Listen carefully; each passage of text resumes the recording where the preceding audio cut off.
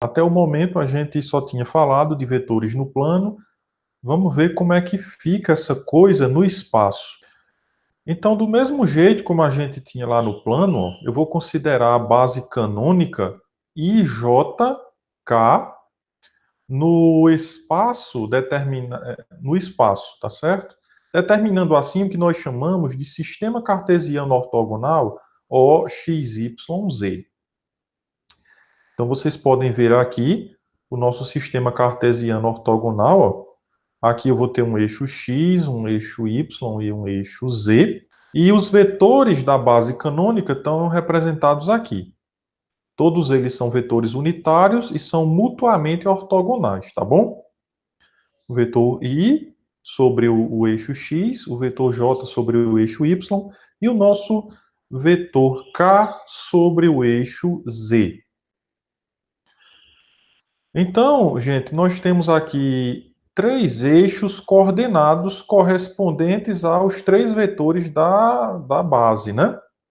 O eixo do x continua sendo chamado de eixo das abscissas, o eixo dos y ordenadas e do z nós vamos chamar de cotas.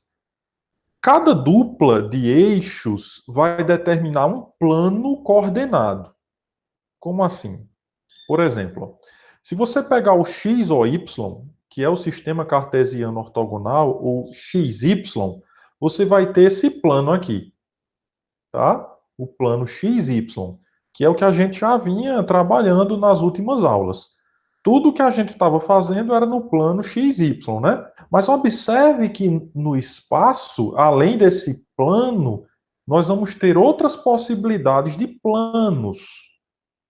Ó, se você considerar o Y ou Z, você vai ter esse plano aqui, que está representado aqui nessa figura.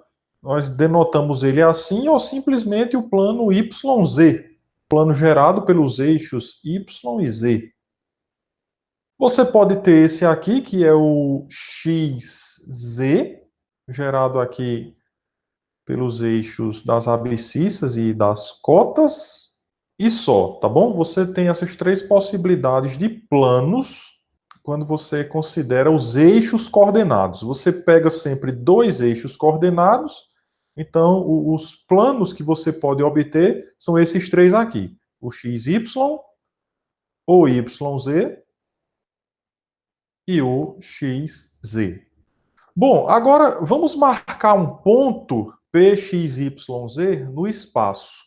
Como é que nós devemos proceder para conseguir marcar um ponto qualquer no espaço?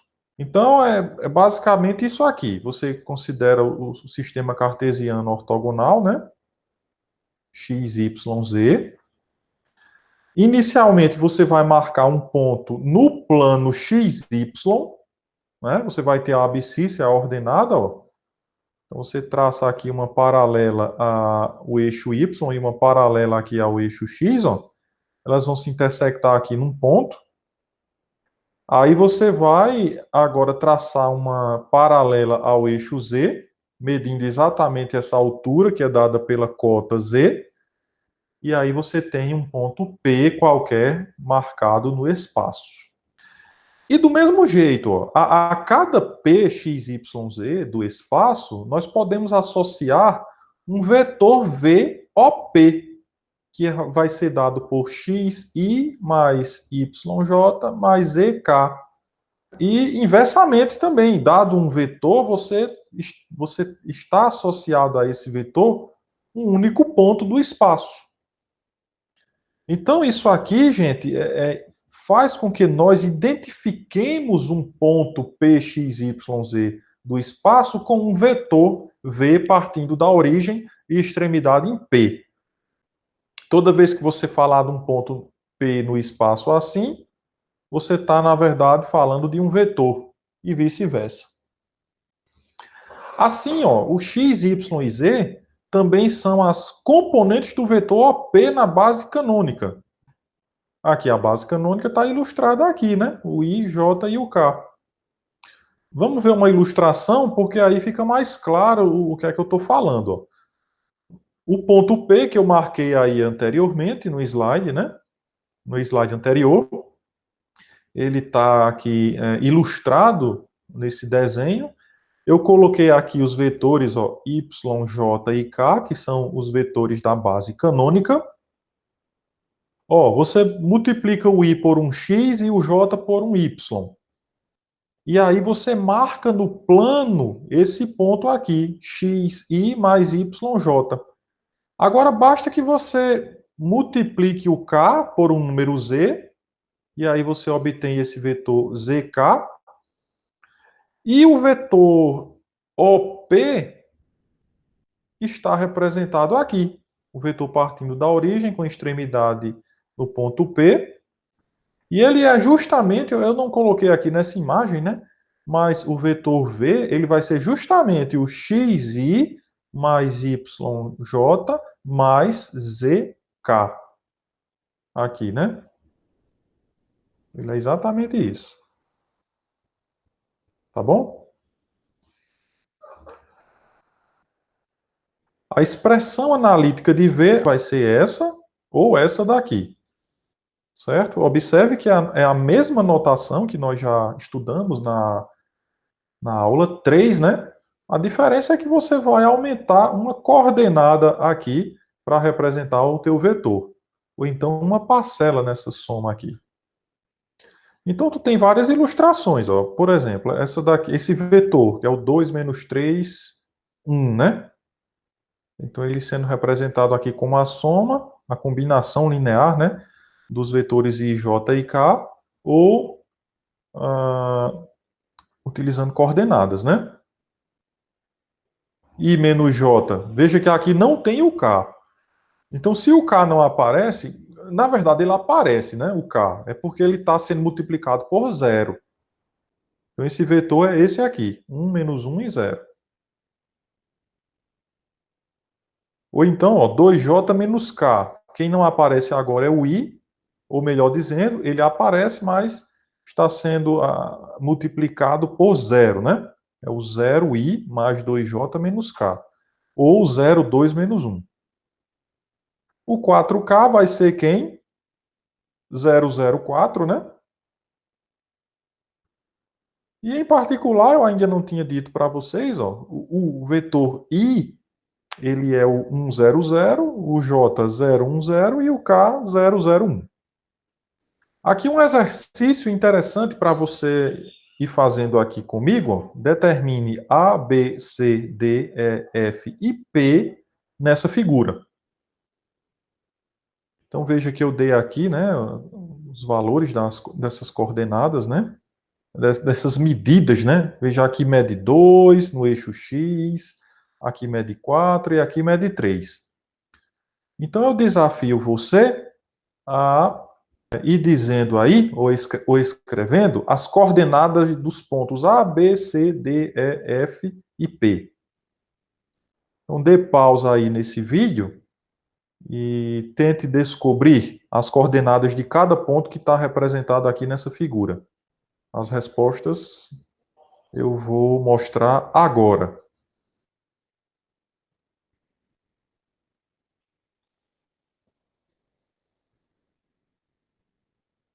Por exemplo, o ponto A, né, que é um ponto que está no eixo X, ó, se é um ponto que está no eixo X, então as coordenadas de Y e Z são nulas.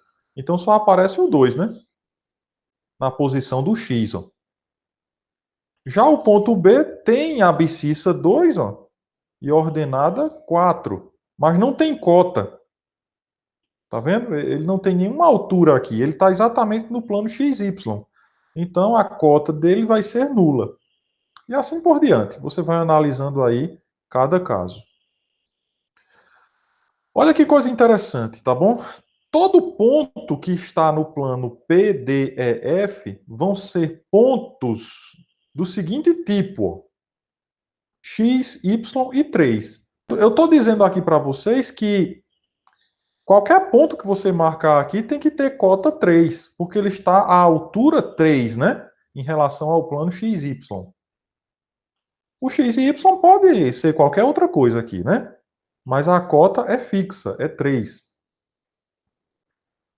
Já se você vem para esse plano PBCD, todos esses pontos vão ser de que tipo? Né? Qual é a medida que vai estar fixa aqui? Se você observar, é justamente essa medida do y. Não é? O x aqui eu posso variar, a cota eu posso variar, mas o 4 está fixo. Então, qualquer ponto que for marcado aqui nesse plano, qualquer ponto desse plano aqui em verde, ele vai ter essas coordenadas. X, 4, sempre vai ser 4 no y, e o z também pode variar, né?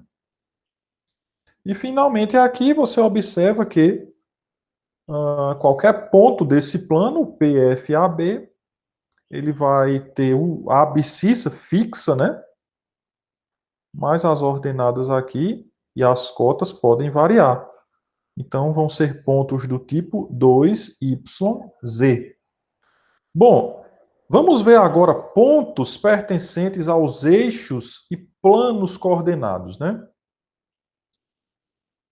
Assim, tudo isso junto, né?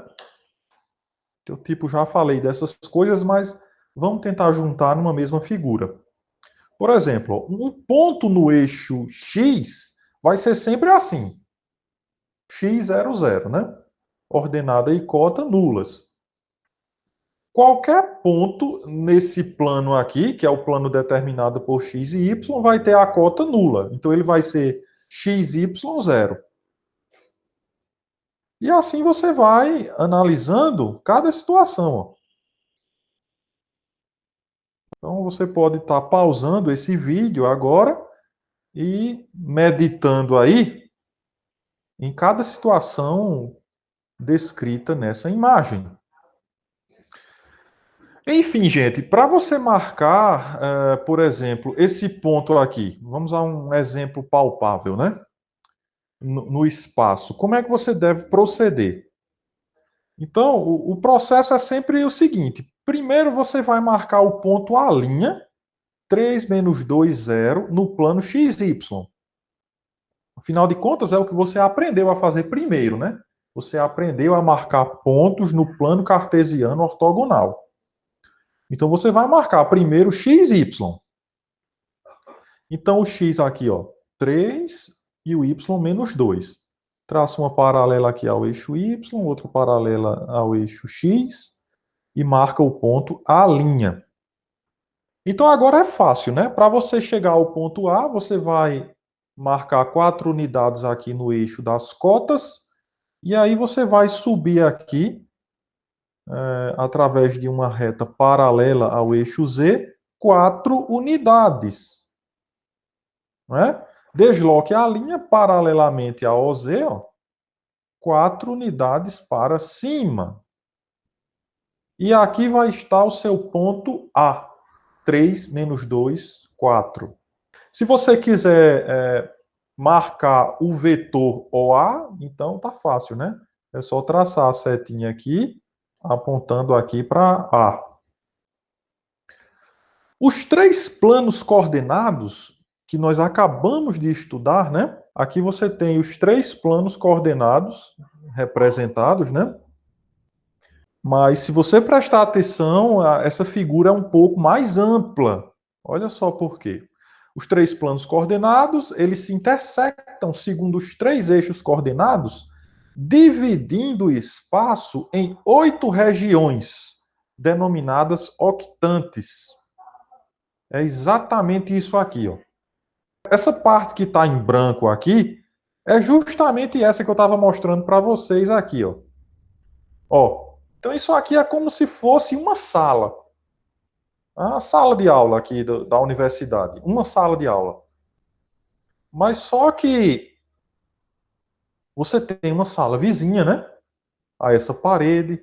Tem outra sala aqui, você pode ter outra aqui. E de repente você está no primeiro andar e essa mesma situação ela acontece aqui embaixo, né? No andar de baixo. Então nós temos aqui o que nós chamamos de octantes. Vocês devem lembrar, né? Eu não vou só falar isso porque todo mundo já sabe, né? Quando você está lá no plano cartesiano ortogonal, você tem 4 quadrantes. Não é? Então, o plano cartesiano, ele divide o plano no que nós chamamos de 4 quadrantes. E o espaço, não é? Quando você pega os planos XY, YZ e XZ, você vai ter uma divisão aqui em 8 octantes. Bom, então para finalizar, eu vou marcar alguns pontos nos octantes com cotas 2 e menos 2. Ó, aqui, bem simples. Ó. Por exemplo, pega esse ponto A e a linha. Eu marquei aqui, ó, no eixo X, abscissa 6, ordenada 4. Então aqui eu estou com um ponto 6, 4, 2. Então esse ponto aqui de cima. Ou então 6, 4 menos 2 seria esse ponto aqui de baixo. Tá? Esse segmento aqui tem 2 unidades, né? Então aqui em cima você tem o ponto 6, 4, 2 e aqui o 6, 4 menos 2. Dê pausa nesse vídeo e analise as outras situações aqui para o ponto B, C e D. Com tudo isso que eu falei até aqui para vocês, nós temos aqui todas aquelas propriedades que a gente viu no plano. Elas continuam sendo válidas para vetores no espaço, a saber, igualdade, as operações, o vetor definido por 2 pontos, o ponto médio, paralelismo, módulo de um vetor, tudo aquilo que a gente viu na aula passada, a gente viu tudo isso com coordenadas, né? Então, tudo aquilo continua valendo para vetores no espaço. A diferença, gente, é clara, né? Você vai ter aí uma coordenada a mais para se preocupar. Por exemplo, considere vetores U assim e V assim. x1, y1, z1, x2, y2, z2. Ou pontos A e B, dessa forma. E alfa um número real. Então, o que é que nós temos? Ó? Esses dois vetores, U e V, vão ser iguais se somente se as coordenadas correspondentes forem iguais. Ou seja, tu tem que ter as abscissas iguais, ordenadas iguais, cotas iguais. Obviamente, a soma de dois vetores vai ser feita somando as coordenadas correspondentes dos dois vetores. E a multiplicação, cada coordenada vai ser multiplicada pelo número alfa. A mesma coisa, né, que a gente viu, só que vai ter uma coordenada a mais aqui, que é a cota, né, para você estar observando. Vetor definido por 2 pontos, AB é igual a B menos A, mesma coisa. Você vai estar fazendo aí essas diferenças aqui entre as coordenadas correspondentes, certo? Vale aquela mesma coisa, que o vetor V igual a B menos A, escrito como B igual a mais V. Olha o ponto médio que a gente viu, né, na última aula, até aqui. Provamos que o ponto médio no plano, ele é obtido com essas coordenadas desse jeito, até aqui, né? E o ponto médio no espaço vai ser a mesma coisa, só que aumenta, né? Aqui a cota, né? A cota tem que ser considerada também, sendo dividida aqui por 2. O paralelismo, mesma coisa. Se U é paralelo a V, então U pode ser escrito como uma constante vezes V, e disso aqui a gente tira essas razões aqui, né? Vão ser todas iguais. Olha o módulo do vetor V, né? Ele vai ser dado por essa raiz quadrada, aqui o aparecimento da cota ao quadrado. E aí eu tenho 4 exemplos. Então, em breve, eu vou estar postando a segunda parte dessa aula, resolvendo esses exemplos aqui.